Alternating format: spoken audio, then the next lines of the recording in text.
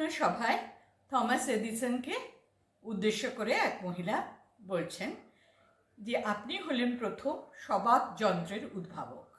এই কথাটা উনি প্রায় 10 বার বললেন এবং তার সঙ্গে আরও নানান কথা বলে গেলেন অনেকক্ষণ ধরে।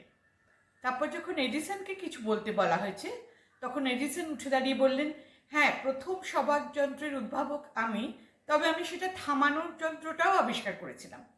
আসলে প্রথম সবাক যন্ত্রের উদ্ভাবক ঈশ্বর স্বয়ং, যিনি মেয়েদের জন্য ওই যন্ত্রটি আবিষ্কার করে তারপর সেটা থামাতে ভুলে গেছেন। পরের নকশাটি, আমাদের শহরের বাইরের থেকে একটা নাটকের দল আইছে। তারা রোজই নাটক করতেছে একটা করে, কিন্তু দুর্ভাগ্যবশত একটাও নাটক কোনো লোকের পছন্দ হইতেছে না, আর তাই জন্য কেউ দেখতেও হইতেছে না, দর্শক আসন ফাঁকা। শুধু একটি মাত্র লোক সামনের সারিতে রোজ বসে থাকে। এখন যার দিন ম্যানেজার একটা ফুলের তোড়া লয়ে আসা এই লোকটিরে কইল, আমরা আপনার কাছে খুব কৃতজ্ঞ, আপনি আমাদের একটা শো মিস করেন। ভদ্র বললেন, আমি খুব খুশি হইলাম ফুলের তোড়া পাইয়া, কিন্তু আসল কথাটা কি জানেন?